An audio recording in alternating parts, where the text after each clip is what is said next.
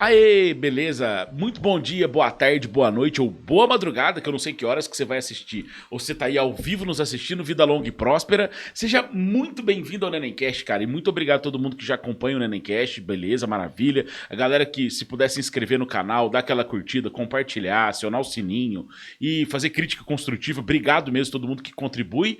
E tem uma outra coisa, os nossos patrocinadores estão aqui embaixo no link, cara. Eu esqueci de falar dos patrocinadores e tal. Tem aqui embaixo o iFood, cara. Se você não tem o aplicativo do iFood ainda, é só você baixar o aplicativo, você vai pagar 99 centavos a sua primeira compra. E você pode comprar o que você quiser, cara. Eu aconselho a comer um lanchão com bastante bacon. Mas você pode pedir também um x-salada, enfim. Fique à vontade, você pode usufruir com 99 centavos, beleza? Tá aqui embaixo aí o link. O Lagatão vai soltar o iFood agora ali daqui a pouquinho, vai ir, beleza, né, Lagatão? Ô, Lelezucho, estamos tudo tranquilo aí? Beleza, cara? Maravilha. Você tá com fome, filho? Já que nós vamos comer, tá? Calma, cara. Fica tranquilo. Tá? Ele chegou aqui com fome, sabe, Verônica? E, galera, obrigado todo mundo que acompanhou também e sugeriu os entrevistados dessa semana falando sobre a questão do autismo. A gente tá no mês, né, que é relacionado ao autismo. E eu tô aqui com a Verônica para bater um papo com ela sobre esse assunto. Cara, Verônica, obrigado de coração, velho. Eu que agradeço o convite. E tudo. Porque, assim, o Lucas avisou, né, e ele falou assim, Neném, eu vou te mandar o telefone dela, o WhatsApp dela. E eu peguei e falei, vou chamar no WhatsApp, no Instagram aqui e tal. Que geralmente as pessoas, às vezes, não usam muito o Instagram, assim, não ficam olhando muito, né? E tal. E aí, tipo, passou um tempinho, você já mandou, assim. E geralmente... Ele me avisou, ele me ligou e falou que então tá. você estava entrando em contato. Que legal, e tal. que Ele bacana. falou assim, não, fala com ele, vai ser legal. Ele vai falar dos meninos e tal. Legal demais. Falei, bora, vamos falar. E assim, sabe, às vezes eu preciso explicar pra pessoa, né, tal. E você falou, não, vamos lá. Eu falei, nossa, eu já tava preparando um texto, tá ligado? Sabe assim, deixa eu explicar o que é e tudo mais. Porque às vezes a pessoa não sabe, né, cara? Fala, olha, gente, aqui é um canal de podcast, que é um bate-papo, tudo, né, tal. Mas aí, brigadão, Verônica, você ter vindo aí e tal. Agradeço o convite, agradeço a oportunidade de falar sobre isso, de contar um pouquinho essa experiência que é ser mãe de autista, de estar nesse meio, de ter descoberto esse universo diferente, né, pra gente. Porque a gente cresce muito longe disso, né? E a nossa geração, no geral, não sei se você vai prestar muita atenção nisso, a gente não tinha tanto diagnóstico de autismo. Hoje em dia, putz, tem uma epidemia de autismo acontecendo, o que está acontecendo? Verdade. É muito diagnóstico, é muito laudo, as escolas estão ficando sobrecarregadas, e aí, o que a gente faz? Na verdade, tem até um estudo do ano passado, do FDA, na verdade, a gente importa esses dados para cá porque a gente não tem um estudo no Brasil para a gente ter certeza. Estatístico, exatamente. Né? Lá, era 1 em 44 crianças diagnosticadas com autismo. Agora, eles estão para 1 em 36. E a gente sabe que essa diferença vai continuar caindo, porque aos poucos vai se descobrindo e vai se diagnosticando mais. Na nossa época, não tinha tanto diagnóstico. Sim. A gente ia diagnosticar aquele autista de nível 3, aquele autista que precisa de mais suporte, um nível 2, o não oralizado, que são os que não falam, né, e tal. Que precisam de comunicação alternativa. Então, assim, a gente não tinha. A gente conheceu muita criança esquisita. A palavra Exatamente, é essa. Eram as crianças esquisitas, aquelas crianças que tinham tique, que não conseguia conversar, que ficava nervoso do nada, que brigava demais, que chorava muito. Né? Então, assim, aos pouquinhos, a gente vai identificando que a gente convive com um monte de autista não diagnosticado. Não é para sair fazendo diagnóstico do povo, é lógico. Isso aí fica pro profissional, agora. Exatamente, Mas se você parar para pensar, você começa a enxergar. E todos nós temos muitas características dentro do espectro. Porque é um desenvolvimento neurológico. E todo mundo tem... O cérebro da gente encontra o caminho para fazer as coisas. E o cérebro do autista encontrou o dele, é diferente. E nenhum autista é igual ao outro.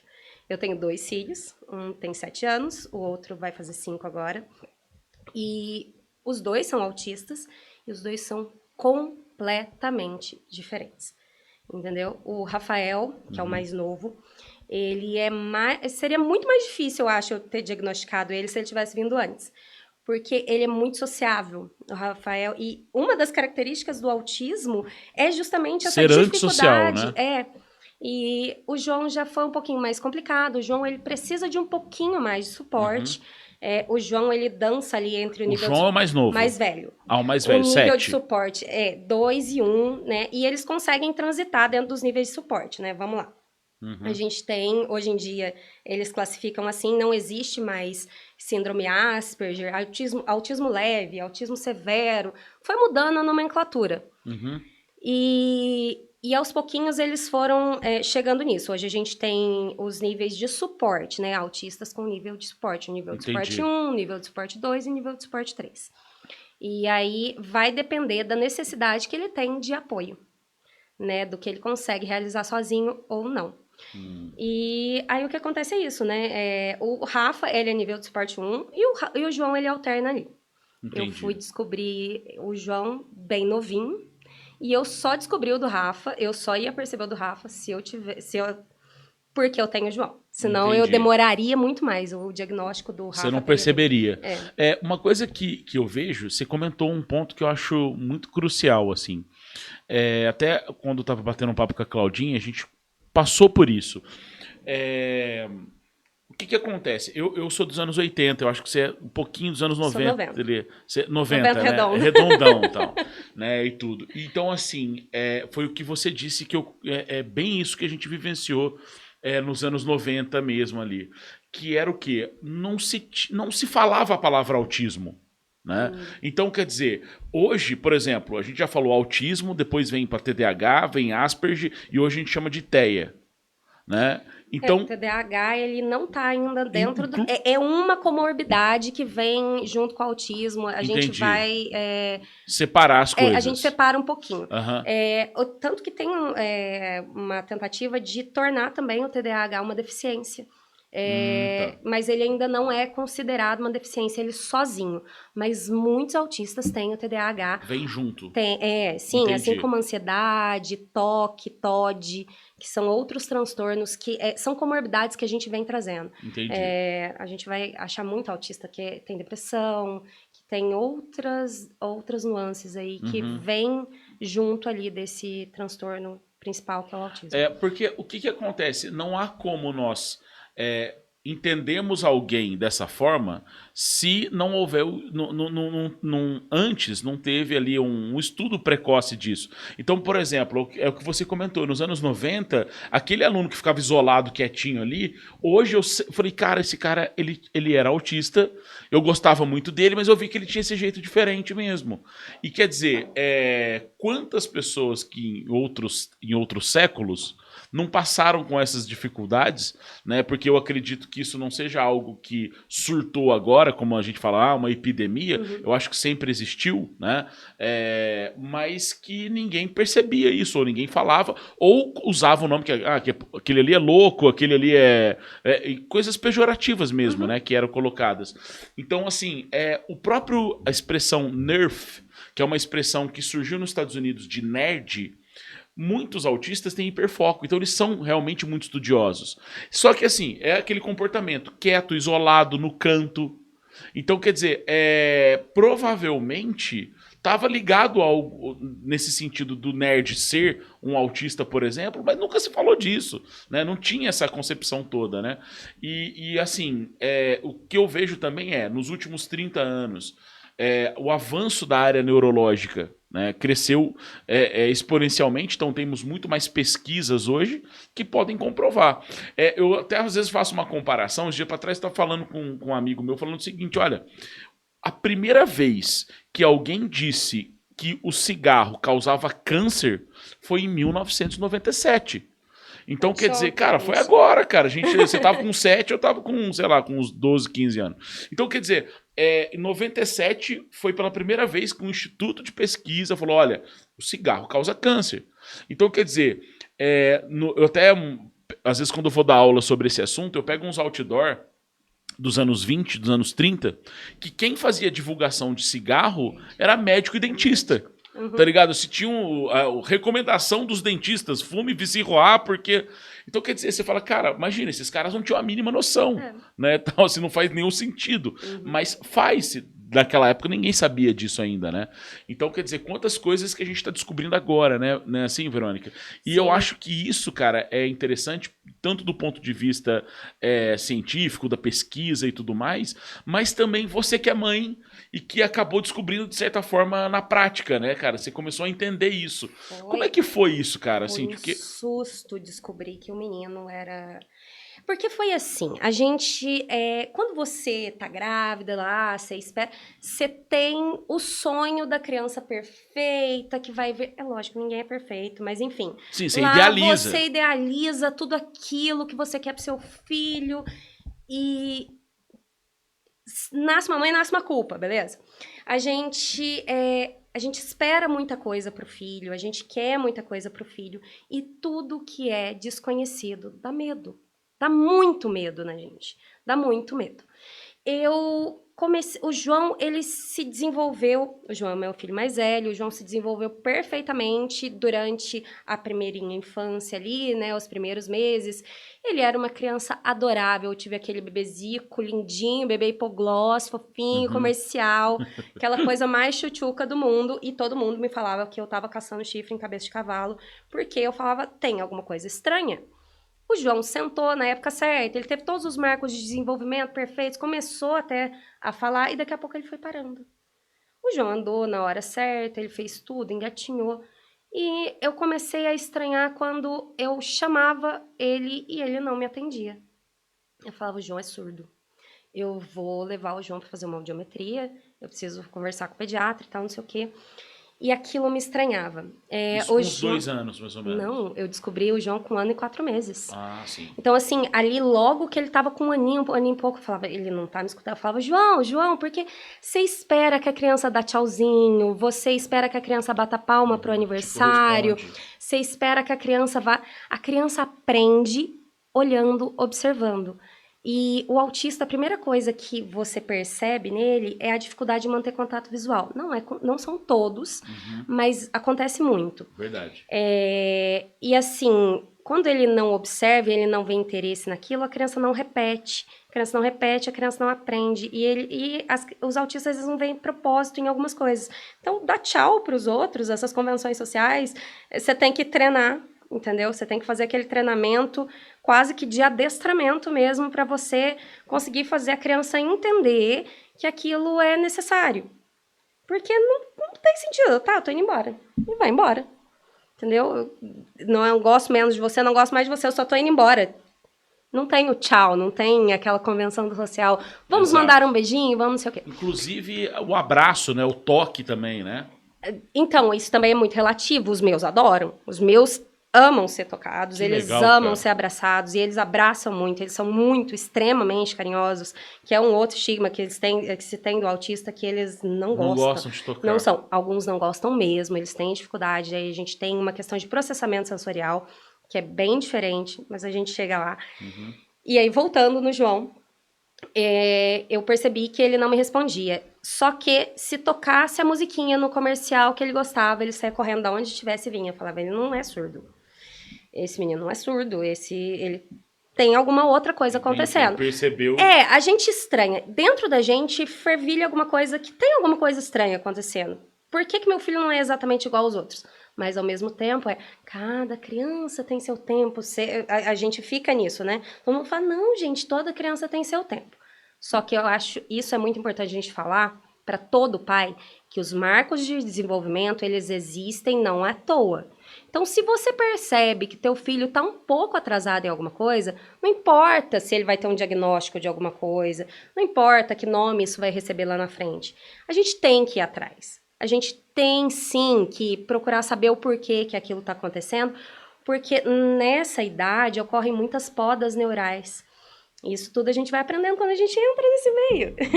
E o tempo faz muita diferença. Uma intervenção precoce é extremamente importante. É extremamente importante. Porque se você pega um cérebro novinho, que ainda tem muita conexão ali, antes de rolar a poda, ele vai conseguir um outro caminho para aprender aquela mesma atividade. Tá. Então, para a criança, funciona muito bem. Por isso que os diagnósticos tardios são problemáticos. Porque a intervenção precoce, ela faz toda a diferença na vida da criança. E eu não sabia o que estava acontecendo, e para todo mundo que eu falava, eu era louca. E um dia eu estava assistindo um vídeo no YouTube que caiu no meu colo do nada, uma mulher falando que a filhinha dela andava na ponta do pé, que a filhinha dela não respondia quando chamada, mas estava sempre escutando os desenhos e realizava atividades repetidas, gostava muito de girar em torno dela, que era fascinada com luz, com ventilador, com barulhos repetidos, mas que se incomodava com determinados tipos de barulho. Eu falei, gente, é o João. Ela tá falando do João. Ela tá falando da filha dela, mas tá falando do João. E foi assim que ela descobriu. E nisso, eu fui falar com o pediatra. O pediatra falou, é muito cedo ainda, mas vamos dar uma olhada nisso aí. Me encaminhou pro Dr. Walter. E o Dr. Walter, de cara, já bateu o olho e falou, ele é autista. Opa! O Dr. Walter, ele foi citado aqui agora há pouco por causa da PAI também. Por falar nisso, né? Deixa eu substituir a Claudinha aqui. É um negócio, é uma responsabilidade enorme. Ela faz um trabalho incrível. A PAI é espetacular, a gente não tem que falar, né, disso. O Dr. Walter, ele é uma referência mesmo de neurologista. Ele é espetacular se falando de autismo. Ele tem todo o jeitão dele lá, que às vezes dá uma certa polêmica, a gente sabe, mas ele é bom. Ele é muito bom. Ele é o neuro dos meninos, né? Os meninos passaram com ele. Hoje a gente faz o tratamento com um psiquiatra lá em Campinas, que é o Dr. Caio Bujadi, que mudou a minha visão completamente sobre o autismo. E aí, né, quando eu passei com o Dr. Walter, levei o João ainda lá atrás, ele me indicou as terapias, né, ele começou a abrir pra gente esse leque do que era terapia comportamental, né, todas as necessidades que essa criança precisa para ela se desenvolver, ele recomendou a fono e tal. E aí, a gente caiu nessa equipe que a gente tá hoje, que eu tô com os meninos, que é a Patrícia, a Camila, a Yara, o Rafael, tem a Ana Lúcia. Gente, é uma equipe enorme, também a escola, todo mundo trabalha junto. E especialmente a Patrícia, ela me acolheu, ela me abriu a mente sobre como que funcionava, sobre eu estar ali, e tá tudo bem, não é nenhum fim do mundo. Você passa por fases, né? Quando você descobre, você tem todas as fases do luto. A verdade é essa. Porque aquele filho perfeito, aquele sonho que você achava e tal, mas isso acontece com todos. Com filhos típicos e filhos atípicos. Típicos também, porque a decepção do pai é um negócio... Minha mãe fala isso. Então, a minha também, é por isso que eu tô falando. Fala, meu Deus. Mas assim, a gente passa por essa fase do luto porque o medo, é o que a gente se defronta com medo. Porque enquanto você tá aqui, você fala assim, enquanto eu estiver aqui, tá tudo bem, e lá na frente? Sim. Como é que vai ser isso? Como é que ele vai conseguir se virar? Porque a gente aprendeu que autismo era aquilo lá. Exato. A gente não sabia a possibilidade, a capacidade, aonde que a gente pode chegar com o autismo agora. E aí, aos pouquinhos, eu fui internalizando, fui conseguindo entender o que era ter um filho deficiente, porque o autismo é uma deficiência. Então, eu tenho 2 filhos deficientes, mas que são perfeitamente incríveis. E cada vez mais eu percebo isso. A gente não é uma questão de romantizar, porque não é fácil. Absolutamente não é fácil você criar uma pessoa com deficiente no país que a gente vive, tá? A sociedade nossa, ela não é preparada para receber uma pessoa com deficiência, seja ela qual for. Tudo que é diferente causa estranheza, causa medo, e as pessoas tendem a segregar.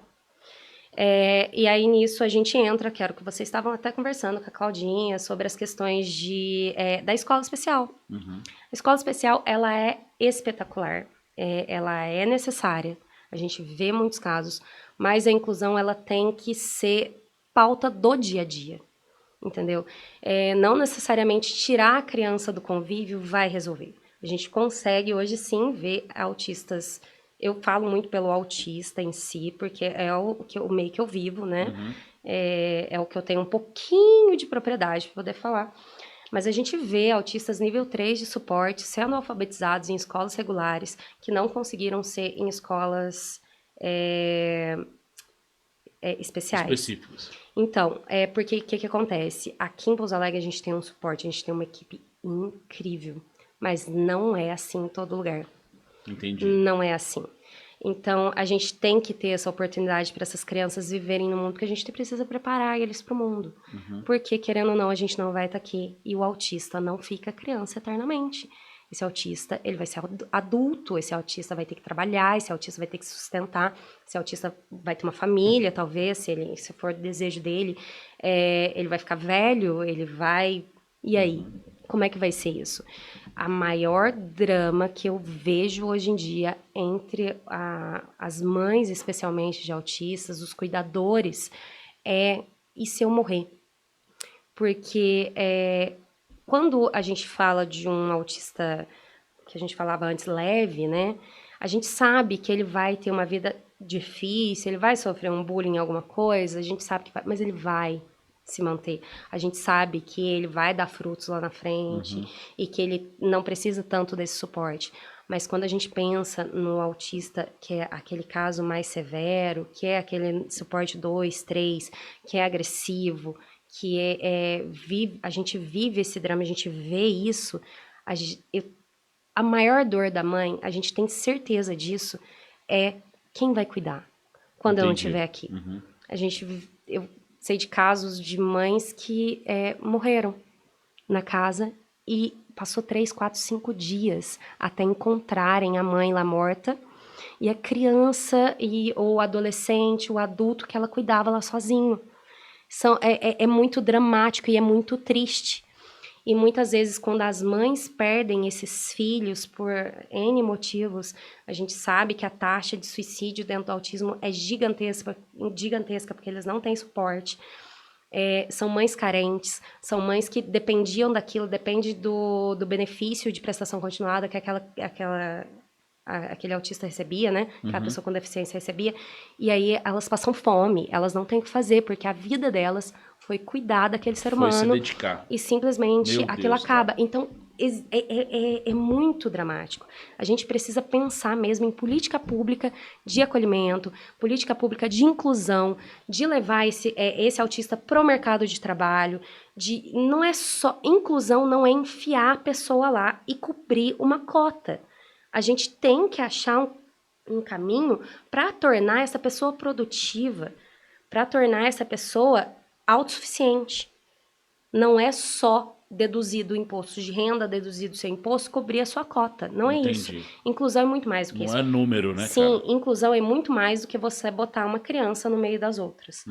Então, a gente tem que pensar em igualdade, isonomia, o que é dar aos iguais, o que é igual, os diferentes, o que é diferente. E por isso, eu acho sim que a adaptação dentro da sala de aula regular, ela é importante, a gente tem que pensar em trabalhar isso. Eu tenho uma oportunidade muito boa, e isso eu sou muito grata a tudo na minha vida por causa disso, especialmente aos avós dos meninos que arcam com o tratamento deles particular. Então, assim, eles estudam em colégio particular, eles têm um atendimento excelente dentro da escola, excelente mesmo.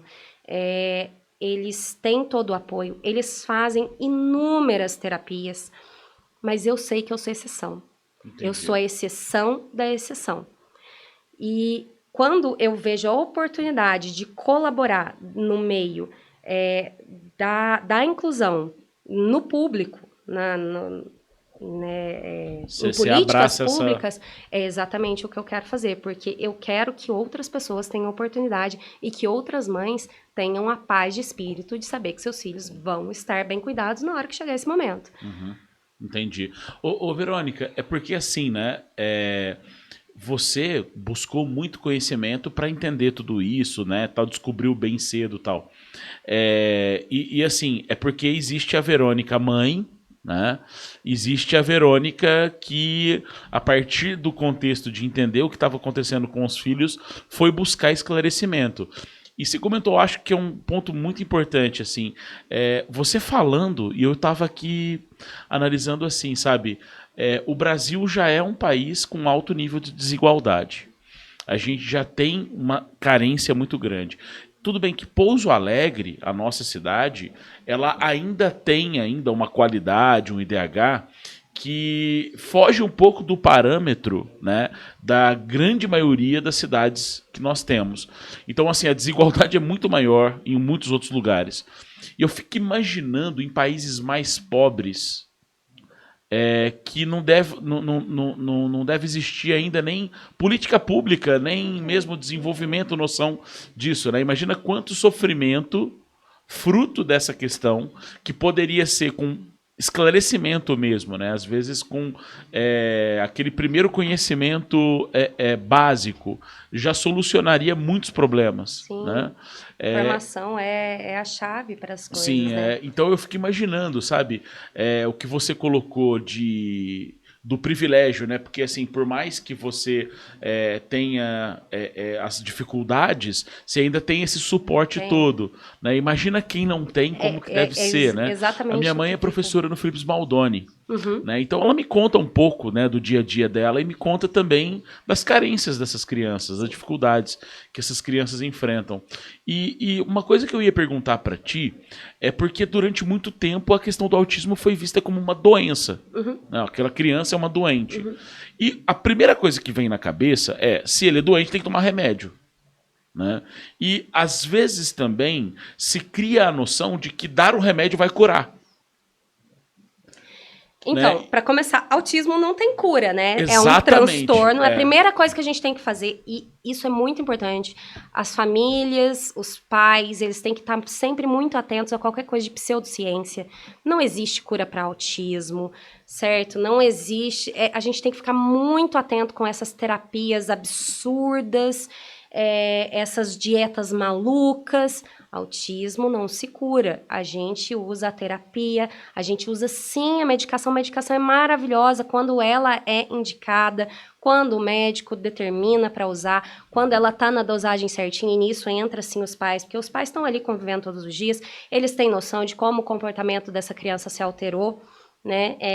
Se essa medicação ela tá funcionando bem ou não, e aí você tem que trabalhar muito bem isso com o médico, você tem que ter esse feedback, né, para você conseguir melhorar a qualidade de vida dessa pessoa, desse filho, dessa criança, desse filho mais velho, talvez, depois. A medicação, ela super ajuda, mas a medicação, ela trata condições. Então, se a gente tem uma hiperatividade, a gente vai trabalhar ela. Se a gente tem um déficit de atenção, a gente vai trabalhar ele com a medicação. E junto disso, a gente vem com as terapias. A gente tem... o autista, ele tem um problema sensorial, no geral, que é muito grande. E aí a gente entra com a terapia sensorial, que é a integração sensorial, né? A gente vai trabalhar os sentidos dessa criança, a gente vai regular essa criança. Uma criança regulada, um autista regulado, ele é muito mais funcional. Eu não gosto dessa palavra funcional, que dá a impressão que você é uma máquina, né? Você tem que funcionar direito e tal. Mas é exatamente isso. A gente se molda a sociedade e a gente precisa trabalhar aquela criança para ela funcionar. Entendi. Então, assim, a gente tem as terapias sensoriais, a gente vem com uma fono, a gente vem com a psicóloga para entender essas questões também dele. Depois, a gente, mais para frente, você vai trabalhar a parte física dessa criança, porque muitas têm hipotonia também, eles têm uma dificuldade, você vai ver, o sensório motor deles é complicado. Primeiro lugar que a gente aprende é com o corpo. Primeiro, antes de você escrever, você é professor, você sabe disso muito melhor do que eu. Então, a gente aprende com o corpo primeiro, para depois vir para a motora fina, e assim, aos pouquinhos, a gente vai aprendendo. E o cérebro do autista, ele não interpreta o meio da mesma forma que o neurotipo. Então, assim, todo estímulo para ele é excessivo, no geral. Pode ser hipossensível também, né? Mas, no geral, a luz muito forte, ela vai incomodar. O som muito alto, ele vai acabar incomodando. O toque, né? Eu brincava muito porque o João, ele não gostava de vestir roupa. Eu falava, nudista, a gente vai ter que mudar para uma comunidade, né? Porque essa criança não quer vestir roupa e aí, pra gente adaptar o meio, a gente vai mudar para uma comunidade nudista, que vai ser o único jeito. Vai facilitar o serviço. Então, porque não tá dando. Mas o que era? A parte sensorial dele, do tato, era mais difícil, a propriocepção também, né?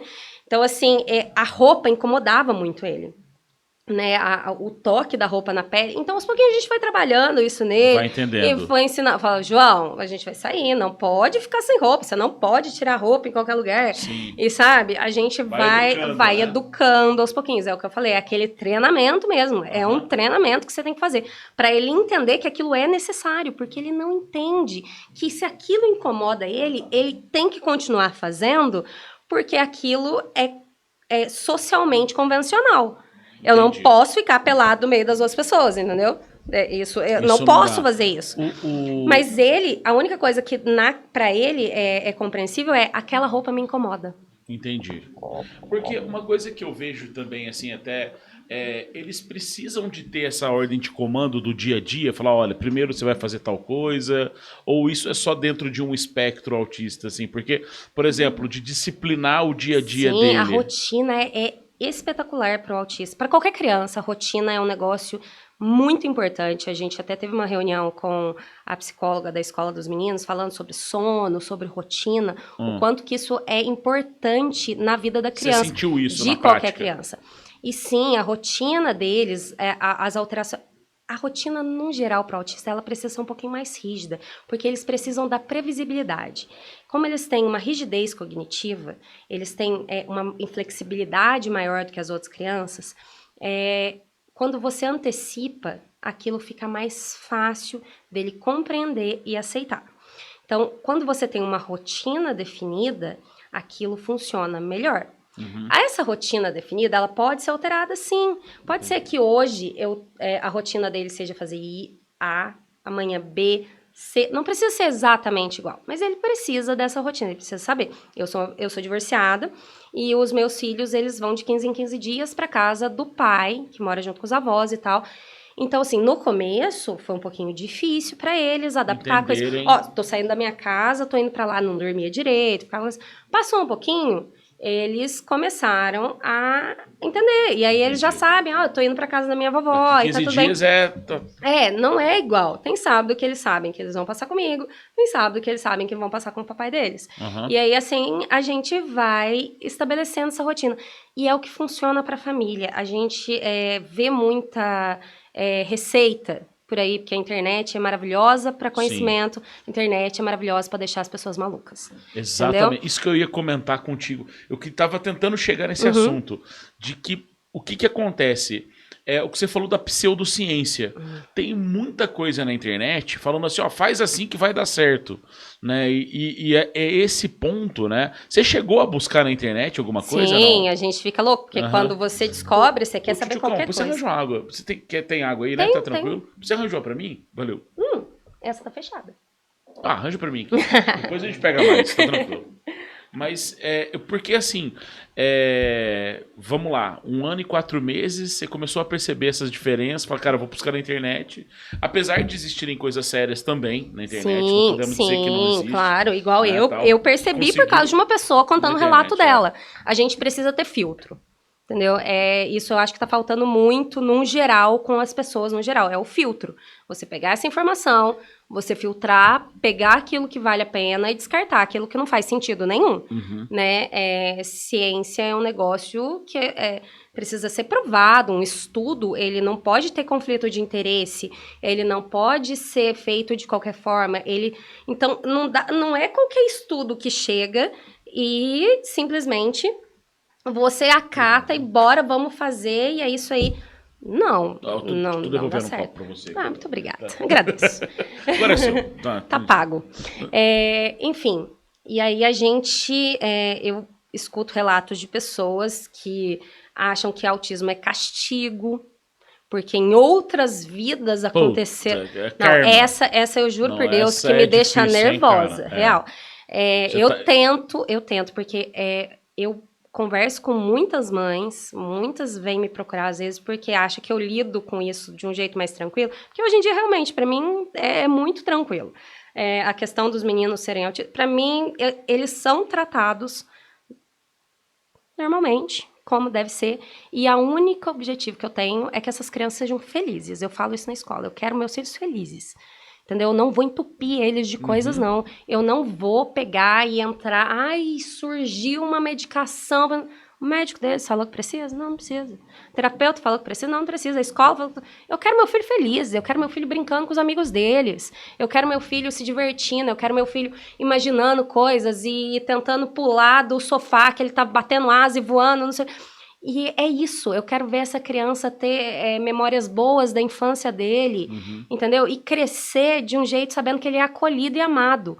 O resto, a gente vai trabalhando com o tempo. Entendi. Eu não preciso querer mudar ele com uma ciência maluca, com uma terapia doida que inventaram hoje, com uma desintoxicação de vacina. Você vai escutar gente falando que é autismo até hoje, gente que fala que a vacina causa autismo, gente.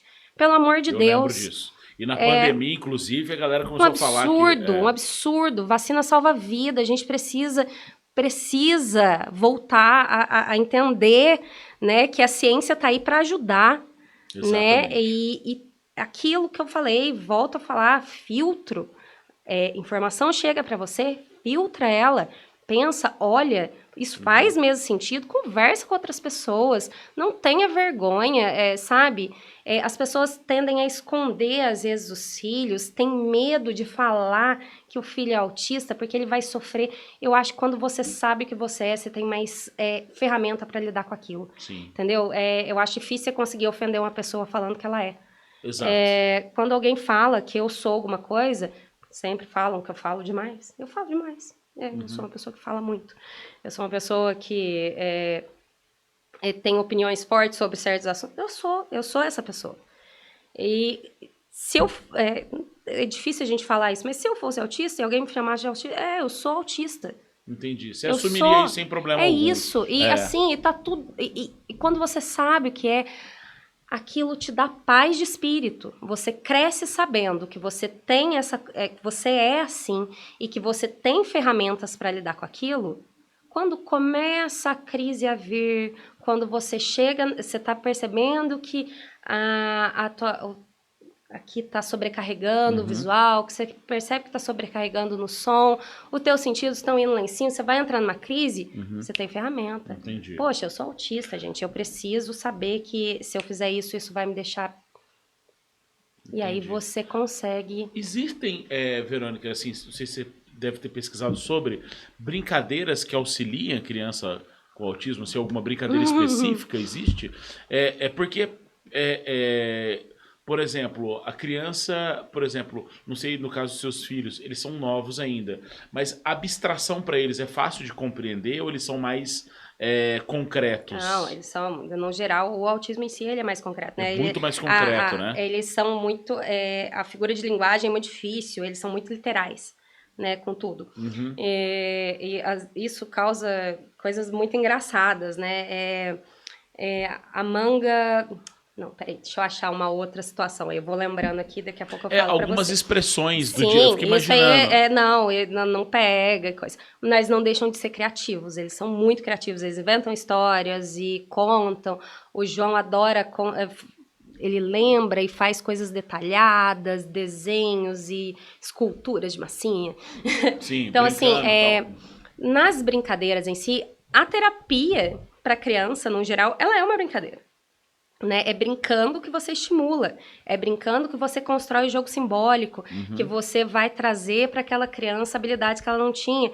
Então, assim, você vai ensinar aquela criança aos pouquinhos a brincar do jeito certo, porque ela vai pegar um carrinho e ao invés dela brincar com o carrinho e fazer o carrinho pegando aqui, saiu pela estradinha e foi até lá, ele vai virar o carrinho de ponta cabeça, ele vai brincar de bater o carrinho porque o barulho que fez na parede é mais legal. Entendeu? Então, aos pouquinhos você vai brincando e você vai demonstrando pra ele como é que funciona aquele jogo simbólico. Entendi. E aquilo vem pra criança no dia a dia, ela entende. Quando você dá comidinha pra criança, você tá brincando de boneca, você dá comidinha, ele associa assim e ele vai comer direito na mesa. Ele vai entender como que aquela situação funciona. A gente vai trazendo isso pro dia a dia. A terapia infantil, ela é uma grande brincadeira. O povo pergunta muito isso pra mim. Mas como é que é psicólogo pra criança? O que um psicólogo com criança faz? Porque eles acham que é tipo analista de van. Você deita a criança lá e a criança vai contar os problemas da vida dela. Não, gente, Falou, é brincando, exatamente. E com a fono também, é sempre uma grande brincadeira. As terapeutas deles são espetaculares nesse ponto, elas mandam muito bem. É gostoso ver elas fazendo a terapia com eles e você vê que aquilo tem muito resultado. Porque é brincando que a gente aprende. Criança Exato. tá aí pra brincar. E é assim Eu que acho que os adultos também, acho que brincando aprende, né, cara? Tá ligado? É bem legal. Eu acho que tem umas Eu coisas acho. aqui que dá pra aprender, né? É interessante isso. Mas é verdade. E a gente tem os brinquedos, os Steam Toys, né? Os Steam são aqueles movimentos, aqueles barulhos que o autista faz para se regular. Tudo isso é regulação. Sim. Então, você vai ver flap, que é aquele balançar de mão. Tem Ou criança girar. que balança, que faz assim. Pra frente, Aquela pra trás. perninha que não para quieta. O girar, tudo isso. O barulho, o João, o Steam do João é vocal. Fica... porque esse sim. barulho constante faz ele se regular. Volta ele. Steams a gente não tira da criança, né? Nem do adulto, de ninguém, porque aquilo é uma regulação dela. É cruel você tirar da criança, entendeu? A não ser que seja uma coisa que interfira muito na vida dela, porque tem uns que se batem, aí às vezes a gente troca. A gente ensina eles um outro. Tem técnicas que você faz isso, que você ensina, você vai trocando. E aí a gente tem os Steam Toys. Eu até devia ter trazido alguns pra você. Deixa eu mostrar um negócio. A gente tem vários recursos, né, que a gente usa para auxiliar eles. E aí tem, né, você vai ver, tem uns tubinhos que a gente abre e fecha, faz barulho. E aí ele tem um movimentozinho, tem uns cliquezinhos. Você já viu aquelas pessoas que ficam apertando caneta sem parar? Então, tudo funciona como um Steam Toy. Tem aluno que faz isso. E aí acontece, às vezes isso é uma regulação. A pessoa não consegue parar, a pessoa que mastiga as coisas. Eles têm um mordedor sensorial que, tipo, parece uma pecinha de Lego, é bem legal. Eles usam um abafador, que parece um headphone mesmo, para poder diminuir aquele som ambiente. E tudo vira uma brincadeira. Entendi. E, assim, o autismo, ele é uma coisa que não tem cara, né? Então, agora a gente tem visto muito trazer para o Brasil, porque isso aqui já era de fora, esse cordão aqui, por exemplo, que é o cordão de girassol, que agora eles usam também às vezes, esse cordão do quebra-cabeça. Sim. Que tem uma outra história aí por trás do quebra-cabeça, não sei se você já ouviu falar. Não, o pessoal não sei. autista não gosta. É mesmo? Tem um rolê aí. E aí eles usam isso aqui para identificar o autista, porque não é visível, você não sabe. E aí você entra numa fila preferencial, a pessoa te olha feio. Por que você tá na fila? Porque não aparece. Você tá fazendo? Aí quando você tá com o seu cordãozinho ali, e aí aos poucos ele vai ficando conhecido, a pessoa baixa o olho e fala, é uma deficiência invisível. A pessoa não consegue ver. Que genial, porque cara. quando você tem uma deficiência física, alguma coisa, você vê. Você Sim, tá ali, você sabe que a pessoa tá ali. A criança, por exemplo, é um síndrome de Down. Você tá olhando ali, você sabe que porque ele... tem características físicas que demonstram. O autismo não tem, apesar de que os STIMs, eles denunciam muito, né? Mas quando a criança tá reguladinha, quietinha, boazinha, é uma criança de personalidade mais tranquila e tal, você não vê. Entendi. E aí, mas se aquela criança, por exemplo, passa muito tempo naquela fila, ela vai ficar nervosa, ela vai ter uma crise. E às vezes a pessoa que tá lá não entende. Então a gente usa esses cordõezinhos. E aí, o que eu tava falando, também usa-se esse cordão que é na cabeça. Eu já vi esse cordão do quebra-cabeça. Eu sou meio contra o do quebra-cabeça, porque Ali, olha, e a fitinha, olha, isso mesmo. Que legal, cara. Visualmente falando, é o mais conhecido do autismo, e eu acho super válido, tem que usar mesmo. Só que tem uma história aí por trás que os próprios autistas estão tentando mudar. E é o que eu estava falando com você antes, sobre a gente dar voz para a comunidade. Mais do que para os pais, mais do que para qualquer coisa, é dar voz para o autista, deixar ele vir falar, ele contar da vivência, da história dele e tal. E o quebra-cabeça, ele vem de uma instituição americana que tem várias discussões sobre capacitismo, cura do autismo, etc. Que o quebra-cabeça seria aquela peça que está faltando, aquela coisa que o autista não se encaixa, entendeu? Que é uma condição complicada demais. E aí aquilo foi mudando aos pouquinhos, foi ficando identificado. Entendi, cara. E aí... A significação... eu entendi. Não faz sentido esse símbolo mais. Então, aí os autistas vieram falando assim, poxa, mas eu não preciso, não tá faltando nada em mim. Entendi. Eu tô inteiro do jeito que eu sou. É uma ofensa, inclusive. Então, alguns, não são todos, não, tá? É uma vertente grande. Hoje você vai ver muito um símbolo do infinito, que é o símbolo da neurodiversidade, que é todo colorido e tal, que teve até uma polêmica na internet esses tempos pra trás, achando que era vaga pra gay no estacionamento, mas é porque a ignorância na internet ela é absurda, ela reina, é muita coisa. O que, assim, é completamente sem noção, a gente entra até numa outra questão aí, que não vem ao caso, de outros tipos de preconceito, né? Mas aí você vai ver lá, esse é o símbolo que a própria comunidade autista trouxe para ela, como identificação, porque para dizer que o espectro ele é infinito, a gente não sabe até onde ele vai e que cada um é de um jeito.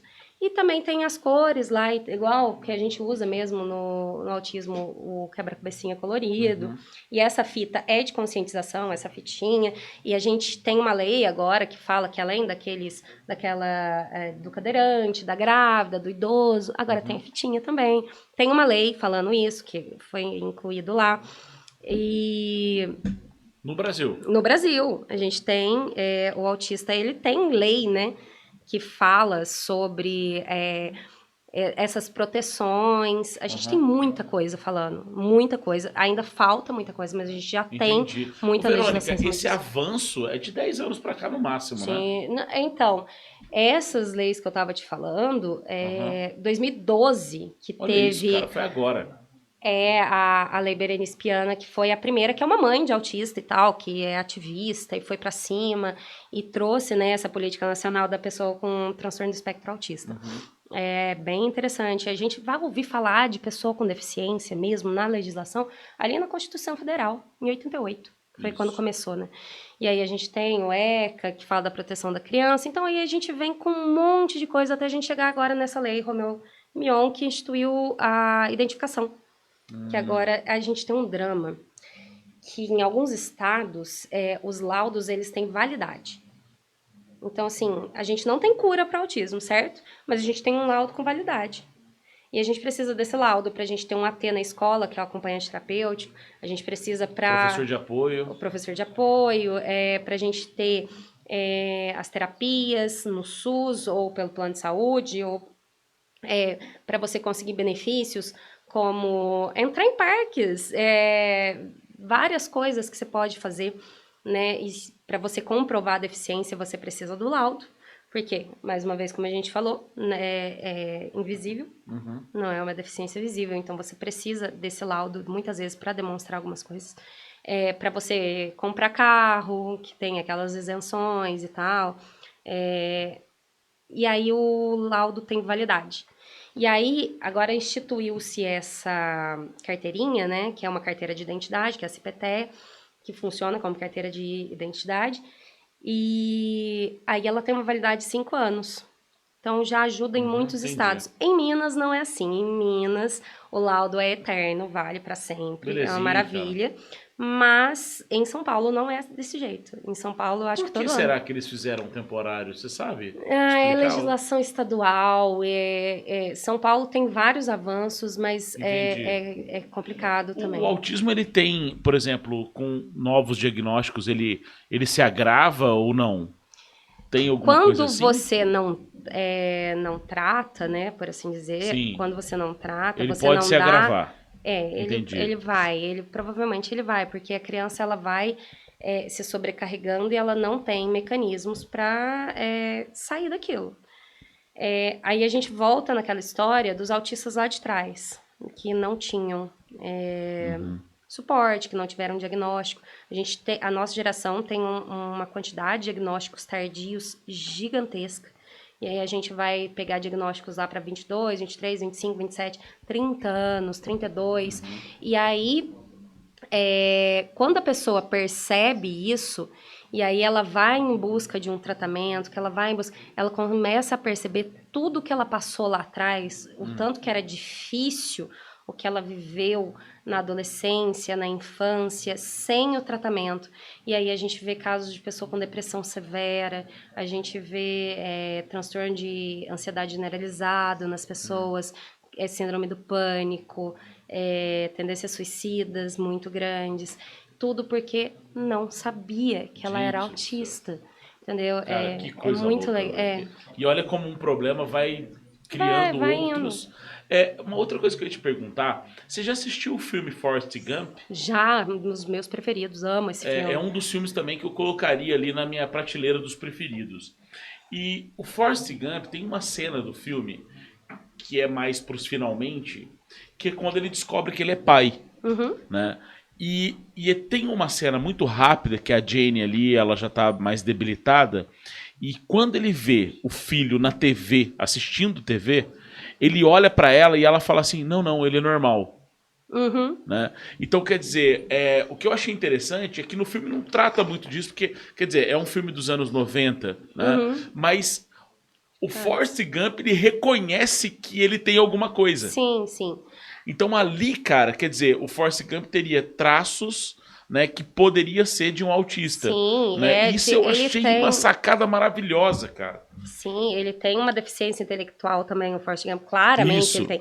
E isso também é muito falado dentro do autismo, porque todo mundo acha que o autista é inteligente demais, é superdotado, então a gente vai ter autistas com altas habilidades, a gente vai ter autista superdotado e a gente vai ter Também. autista com deficiência intelectual. E tem muitos, especialmente nos casos que são de suporte maior, assim, a gente encontra muito isso. O hiperfoco, no geral, acaba virando essa questão do superdotado para alguns. Quase um superpoder, né, cara? Vira um negócio então, meio... assim, tem coisas que eles fazem que realmente são muito incríveis. Mas é aquilo, a gente vai naquela analogia de escola que se você pedir pro peixe subir na árvore, ele não vai conseguir. Mas ele vai nadar melhor do que qualquer macaco que você jogar na água. Entendeu? Então, assim, dentro daquilo que eles entendem, que eles gostam muito, eles brilham. Mas não necessariamente como qualquer outra pessoa no mundo que vai conseguir fazer tudo. Entendi. E é isso que a gente trabalha. A gente trabalha as habilidades que eles têm, que são preeminentes e tal. A gente trabalha, dá muito...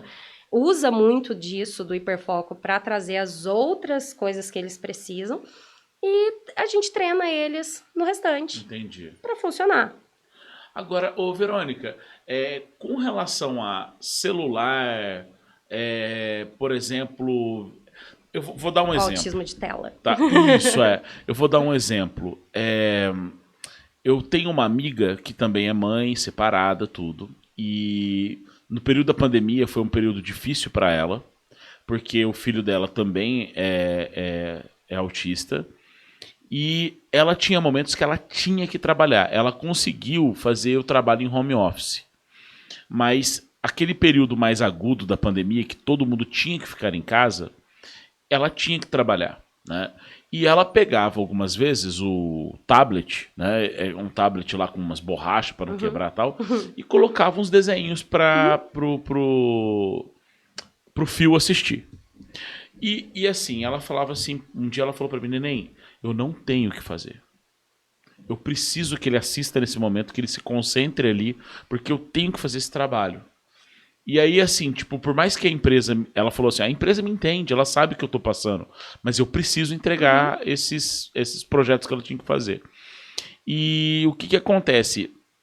Ela começou a comentar que foi depois que a pandemia foi tendo mais maleabilidade, que ela pôde começar a voltar com o filho para terapia e tudo mais, ela percebeu que ele criou esse vício. Até a terapeuta falou, olha, ele adquiriu um vício que agora ele só quer assistir desenhos, né?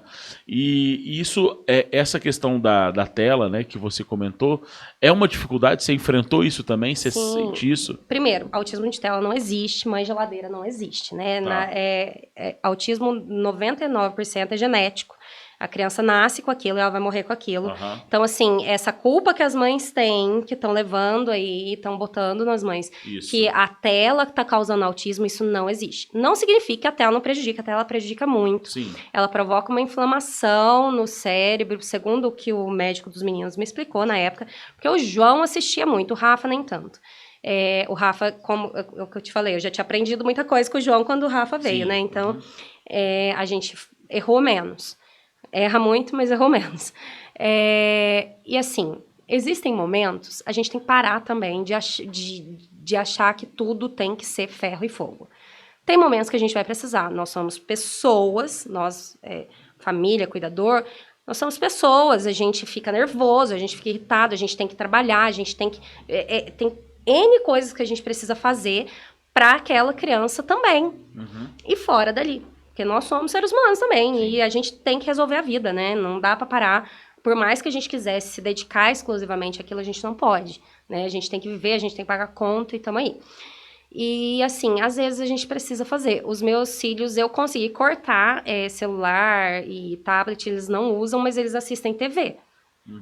Foi um meio termo que a gente conseguiu chegar, e conversando com o médico e tal, para que eles pudessem também ter coisa, a gente ter esse tempo, às vezes precisa. E é um jeito, sim, que a gente consegue concentrar. A gente busca outras brincadeiras, mas não é toda hora.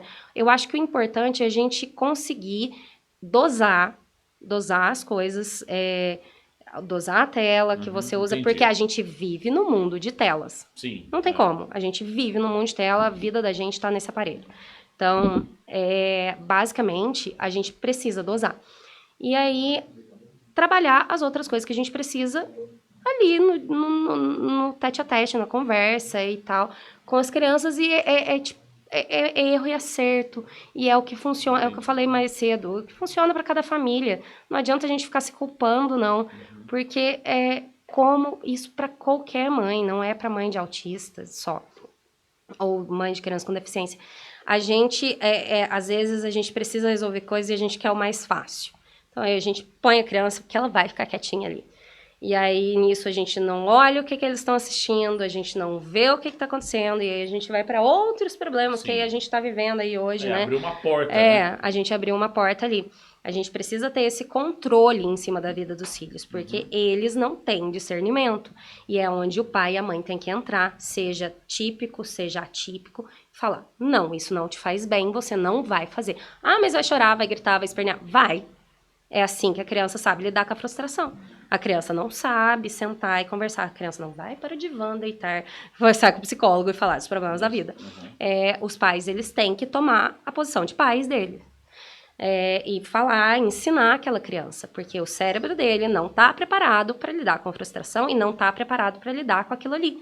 Então, é muito estimulante, é muito interessante, eles vão querer ficar vendo. Essa questão do vício, ela pode ser cortada, você vai precisar de ajuda ali, talvez, dependendo do grau que você chegou, mas é possível, é sempre possível. É difícil, mas é possível.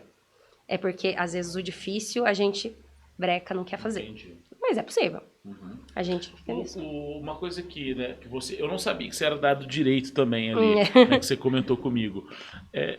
Você pesquisou muito, né, sobre essa parte dos direitos que o autista tem. Por exemplo, hoje, recomendando, falando assim, olha, mães que têm filhos autistas e tudo, o que você, assim, tipo, fala assim, olha, que direito essas crianças têm? Sim, a gente tem várias ações aí que a gente tem visto, o pessoal entrando, plano de saúde, sobre a cobertura de terapias. Um negócio que eu tenho visto muito isso, né? Que o plano de saúde ele tende a restringir, a gente tem um rol. A gente viu muito ano passado se falar de rol taxativo sobre as terapias. Então, assim, nós temos várias leis hoje em dia que atendem a pessoa com deficiência. A gente tem o Estatuto da Pessoa com Deficiência e a gente tem uma lei da pessoa do espectro autista, né? Que diz que o autismo é uma deficiência e ele tem, para todos os efeitos legais, ele é considerado deficiência. Então, assim, ele se encaixa em todos aqueles direitos. Então, assim, a gente vai ter lá compra de carro com isenção de CMS, isenção, tem um outro imposto também. e isso diminui bastante. A gente tem isenção de IPVA, a gente tem mais coisas também, a gente até chegado a anotar. Cidades grandes que tem rodízio, você precisa levar seu filho em terapia, você pode pedir para dispensar você do rodízio e tal. Você tem benefício, isso é muito importante, a gente tem quando a família é de baixa renda, a criança autista, ela tem direito ao BPC, que é o benefício de prestação continuada. Ele não é uma aposentadoria, tá? Ele é um benefício de prestação continuada, ele não é herdável, ele é só daquela criança, mas se a família é de baixa renda, ela recebe ali até 1/3 do salário mínimo por pessoa, se eu não me engano é isso mesmo, é 1/4 do salário mínimo, ele vai poder pedir esse benefício da LOA, né, que é da Lei Orgânica de Assistência Social. Gente, eu tenho hora que é muita coisa, é muito nome na cabeça, aí eu dou até uma olhadinha aqui de novo. Sim, fica tranquilo. Mas aí tem o BPC. A gente tem dedução de imposto de renda, que a gente consegue deduzir várias coisas. As despesas médicas, no geral, só não dá certo quando é reembolso. Aí a gente volta lá no plano de saúde, que a gente entra com a ação e faz o plano de saúde arcar com as terapias, e aí eles vêm, alegam pra gente que eles têm uma quantidade, né, ali tem a quantidade, mas essa quantidade que é descrita na lei, ela é a quantidade mínima, ela não é a quantidade máxima de terapias. Então isso, muitas vezes, a pessoa não sabe, e aí ela fica naquilo, o plano de saúde barra, e ela tá lá arcando, e não coisa... Mas se ele entrar com a ação, ele consegue. Assim... A vaga para deficiente tem também direito, transporte gratuito, passagem aérea com desconto, a gente, em lazer, no geral, tem direito ao desconto e o acompanhante tem direito ao desconto. Então, assim, numa viagem de avião, a gente precisa ver isso com cada companhia aérea, mas, por exemplo, o autista vai pagar a meia dele, né, a passagem mais barata, e o acompanhante tem direito até 80% de desconto na passagem dele, entendeu? Nos parques, por exemplo, vai num parque de diversões, o autista tem direito, em alguns lugares ele não paga. No Hop Hari eu levei os meninos, você não paga para entrar. O acompanhante paga só uma parte, também tem o desconto, e aí tem a fila preferencial, ele entra na frente, ele pode brincar em tudo, e ele tem ele consegue aproveitar aquela situação sem ter que passar por todo aquele desgaste. Imagina, cara, passar por aquela fila de 2 horas. Então, eles não conseguem fazer e tal. Não são todas as coisas que eles podem andar também, até porque a gente tem que pensar que se a criança tem algumas limitações, a gente não pode forçar também. Mas aí vai... É muito legal. Eu achei muito legal esse negócio lá no Hop Hari, porque a gente ficou meio cabreiro de ir falar assim, vai chegar lá e não vai ser legal. Pelo contrário, foi super bacana. Dizem que, o cabeção lá. Então, dizem que lá no Beto Carreira é do mesmo esquema. Tava até pensando em levar os meninos para passear lá, porque é muito interessante. A gente tem essa meia entrada em cinema e o desconto para acompanhante também. Tem várias coisas. Quando você vai olhando ali, minúcias, coisinhas pequenininhas que fica escondidinho. Sim. E aí a gente tem sites muito legais, um que chama Autismo Legal, para os pais entrarem, olharem lá, fala de tudo, fala da legislação, fala de benefício que você pode pedir, fala de coisa que você consegue acessar. É muito, muito, muito, muito legal. A gente tem no Instagram a gente tem vários perfis de pessoas autistas muito bacanas, mostrando a arte deles, falando sobre autismo, contando como é ser autista. Eu conheço mães autistas com filhos autistas, mães autistas com filhos típicos. É muito legal. Existe uma comunidade. Eu conheci o blog da Milena, que é uma menina autista, que é a mãe dela que faz o blog, e ela é um nível de esporte maior, e ela mora em Londres. Eles moram na Inglaterra e tal, e conta como é a realidade de lá. E aí a gente traz isso para cá e vê como é diferente o acesso às coisas, como a pessoa com deficiência lá é tratada de um outro jeito, o olhar que eles têm para isso, para justamente tornar a pessoa parte da sociedade. Entendi, entendeu? Eles vão direcionando a pessoa para o mercado de trabalho, para tudo isso, para que ela cuide dela e ela vive bem e ela tem uma vida plena e feliz lá na frente. Uhum. Você falando agora, né, cara, eu lembrei de uma... Em 2014, eu estava em Foz do Iguaçu. Coincidentemente, em Foz do Iguaçu,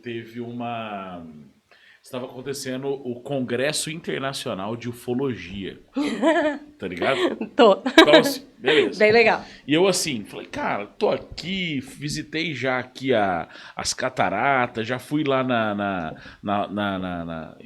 usina de Itaipu. Eu já tinha batido o final no rolê ia ficar mais uns 2 dias. Eu falei, cara, eu vou nesse congresso. Legal. E eu lembro que assim, era uns 80 conto, assim, uns 80 reais o dia. Eu falei, vamos lá. E como eu gosto muito de RPG, dessas coisas todas e tal, né? E aí falou assim lá, ufologia, espiritualidade e síndrome de Down. Daí eu, assim, me chamou muita atenção. Eu falei, cara, que ligação... Beleza, fui lá. Verônica, acredita. Aí beleza, sentei lá pra ver as palestras, porque é um congresso internacional, toda a gente pra arrebentar lá, cara. E aí, beleza, cara, eu fui enturmando, você ganha aquele crachazinho do congresso, parece meio acadêmico mesmo, universitário, assim, sabe? E eu sentei lá, tal, aí chegou uma moça lá, tal, foi falar sobre a questão, olha isso, ela tava falando sobre os planetas habitáveis aquáticos. Aí, beleza, cara. E eu assim, tipo, porque como eu gosto de jogar RPG, eu falei, cara, eu vou fazer umas aventuras muito Vai ser muito legal. Nossa, eu vou inventar umas coisas muito da hora. Pra mim foi maravilhoso no primeiro momento, porque assim, o que eles contaram ali, eu queria umas histórias de ficção científica, eu falei, muito da hora. E aí, ela falou o seguinte, olha, existem planetas que são aquáticos, que as pessoas desses planetas estão vindo pro planeta Terra pra reencarnarem aqui. Olha, eu falei, caramba... E a maior parte deles, quando vem, se torna um síndrome de Down. Então, se você pegar um síndrome de Down e colocar numa piscina, ele vai se sentir à vontade, porque ele vai lembrar da memória da reencarnação do planeta aquático. Cara, eles não usam droga, velho. Eles não usam droga, tá ligado? Mas assim... Cara, não é São Tomé, cara. Os caras falando sério, tá ligado? E eu assim, eu falei, mano, eu quero rir muito, mas assim, tipo, eu falei, cara, deixa eu anotar. Porque eu falei, cara, é muito Avatar isso, tá ligado? Não, mas... Então, assim, tipo, olha que onde chegou, assim, o nível, entendeu? Assim, é que você falou da questão quântica. Filtro nas pessoas, é que você falou dessa questão da espiritualidade no meio disso, tá ligado? Sim. E que o autista tem karma, essa coisa. E eu lembrei disso, cara. Eu falei, mano... Eu fico muito louca quando eu escuto essas coisas que, assim, que é coisa cruel. louca, eu acho cara. Um pouco cruel também, porque, assim... Quando você pega uma pessoa muito bem instruída, ela já vai ter um pouquinho de dificuldade para lidar com aquilo. Quando você pega uma pessoa que não tem muita noção, uma família que não tem muita estrutura ali, que não tem um conhecimento mais para frente, ele se agarra em qualquer coisa, entendeu? Ele se agarra, e ainda mais quando a gente está falando de casos mais graves, ele se agarra em tudo que ele vê. Então é muito cruel você fazer isso com uma pessoa. Beira a maldade, entendeu? Porque você tira dinheiro dessas famílias, você inventa histórias e você, mais uma vez, segrega aquela pessoa com deficiência. Entendeu? Você bota um estigma nela, Exato. Você bota um outro problema que não tem nada a ver. A trissonomia, ela é uma questão genética também, ela não tem absolutamente... Não é um karma, não é um castigo, e a família já vive uma questão muito difícil. Essas crianças, muitas vezes, elas têm outros problemas que vêm juntos, problemas cardíacos, coisas, uma expectativa de vida menor. Então, você já lida com todo um drama muito cruel, muito difícil. E você pega aquele limão e faz a limonada todo dia e tira a força de tudo quanto é lugar. E aí vem um maluco e fala uma bobajada dessa. Isso. E ainda tem gente que vai se apegar em toda e qualquer chance que ele tem do filho dele ter uma vida mais longa, mais fácil, mais feliz e menos apontado. Porque a gente tem um medo real do nosso filho sofrer.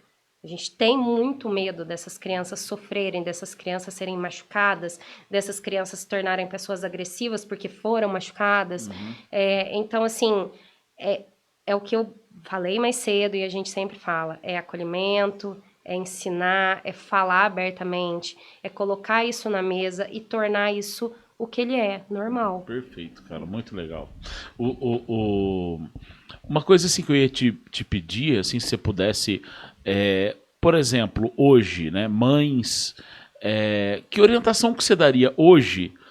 Porque, cara, você deu um caminho das pedras aí que você já passou e você explicou muita coisa que, para esse podcast, se uma mãe assistir a gente, ela vai falar, nossa, olha, eu posso vir por esse caminho e tudo.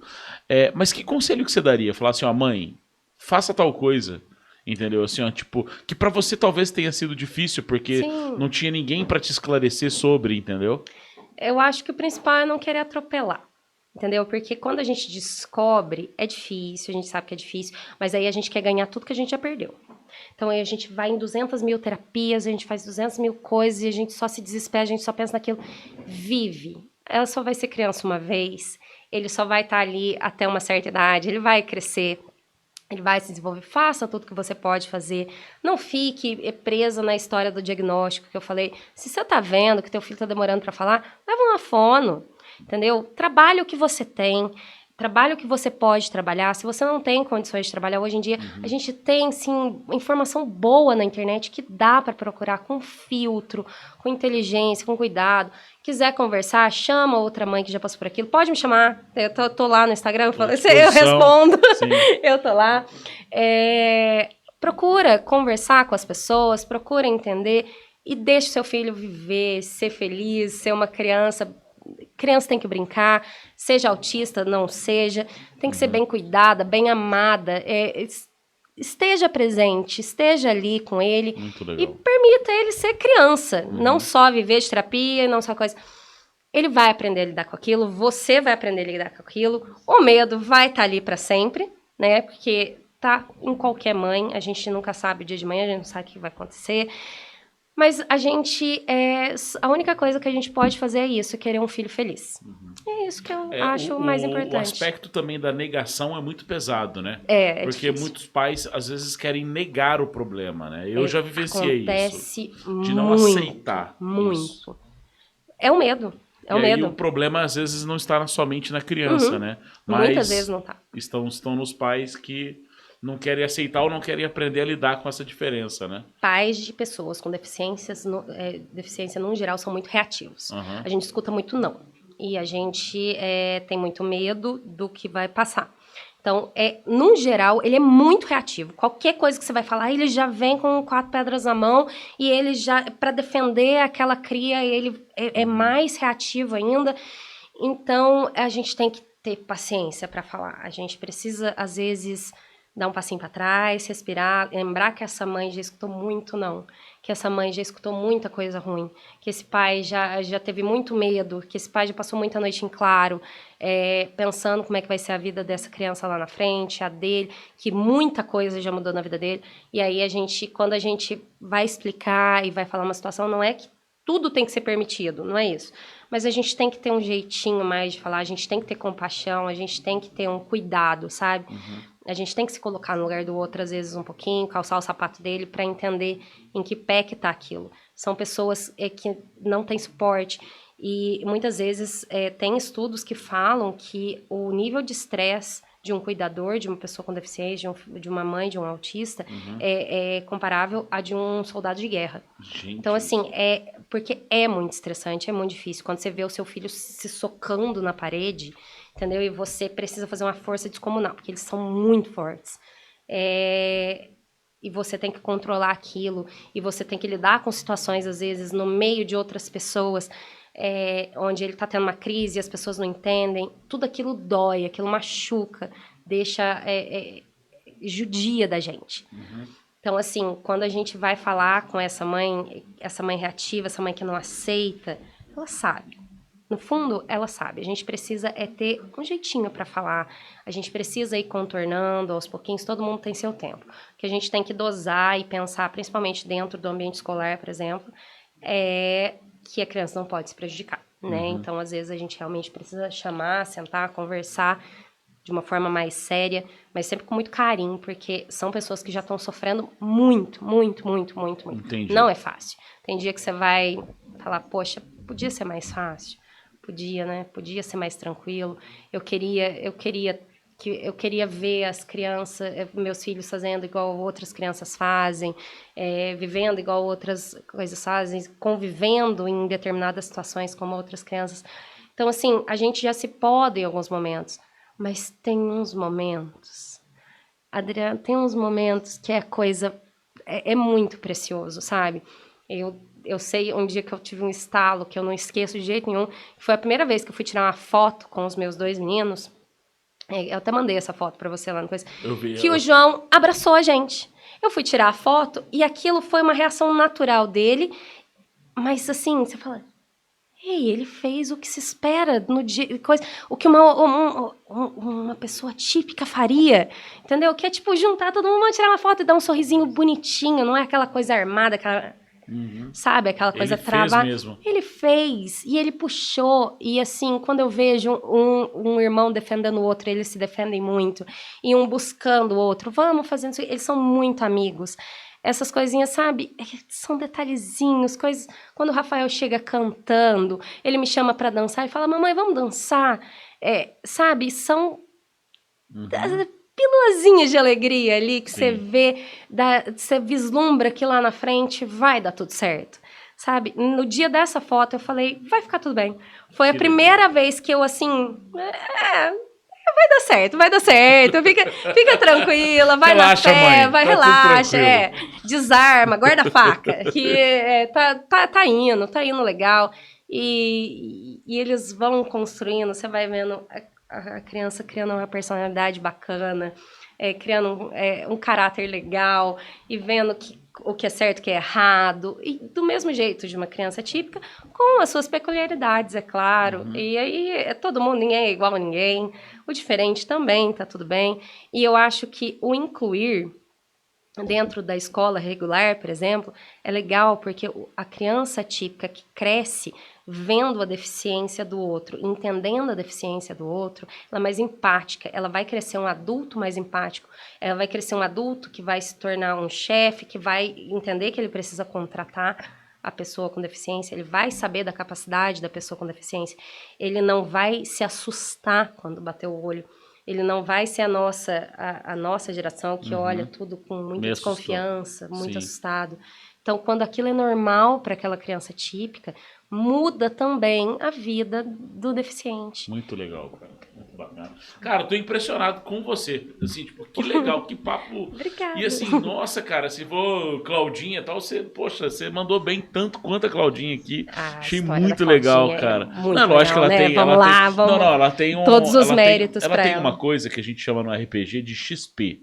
Ela tem um tempo a mais que o nosso, então, assim, ela já vivenciou muito mais coisa, né? Sim. O XP conta muito, né? Que é a experiência, né, cara? Mas, assim, a gente tá aqui há 1h10 conversando. Já. Nossa, se deixar a gente fala. Até Oi? Jesus amado, pelo amor de Deus, gente. É porque eu considerei os 10 primeiros, eu não considerei, tá ligado? Eu tô sem os relógios aqui, eu só tô com o meu relógio ser ciente aqui, tudo, entendeu? Exato, eu faço todos esses cálculos e tudo, entendeu? A máquina. Eu sou astrólogo. Que brincadeira. Aliás, se quiser uma pastral, gente, aqui... É minha lua em gêmeos que me deixa assim. Exatamente, tal. Meu Saturno é muito forte. Então, mas assim... Obrigado de coração, cara, de você ter vindo, da tua disposição e, assim, tipo, que aula que você deu pra mim aqui hoje. Não pra mim, mas pra galera do Enemcast quando assistir. Obrigada pela oportunidade de poder falar um pouquinho, cara, sobre isso. Agora é só você, vou chamar só você agora, já fez... Mas pode chamar que a gente vai falar de outras histórias, a gente fala de outras coisas, a gente conta umas piadas, fala umas bobagens. Não, beleza, a gente pode conversar bastante, sim. Não, maravilha, obrigado de coração. Eu que agradeço. Cara, valeu, Verônica. Ô, Lagarta, tudo tranquilo aí, cara? Beleza? Beleza, ô Lelezuchinha? Tranquilo? Ele fez vários stories nossos e tal. Depois eu vou te marcar. Beleza. Mandar direitinho pra Obrigada. ti, tá? Valeu. Galera que acompanhou esse Nenemcast, muito obrigado de coração. Vida longa e próspera e até... Cara, não, peraí, rapidinho. Você teve 2 vezes que você falou assim, como deve ser. Você já percebeu? No final da sua fala, você falou, como deve ser. Não tem nada a ver, né? Não sei. sei. Não. Você gosta de Star Wars, não, né? Gosto de Star Wars, claro. Ah, Todas as sagas possíveis, é porque né? em Vamos lá. Mandalorian, Sim, os Mandalorianos sim. terminam a fala falando verdade. assim, como deve ser. Como deve ser. Eu falei, cara, ela deve estar uma Mandaloriana aqui, cara, tá ligado? Não, realmente, não tinha Você falou pensado na duas referência, vezes. mas estamos você aí, falou- vamos encaixar. Faz de conta que é. É claro que é. Ô, Neném, deixa eu só falar uma coisa. Por favor. As minhas crianças pediram pra eu mandar um beijo pra eles. Ah, E por a favor. Samantha também, beijo. Ô, Lagartão, tudo tranquilo? Galera, vida longa e próspera. Até o próximo Nenemcast. Valeu, tchau, tchau.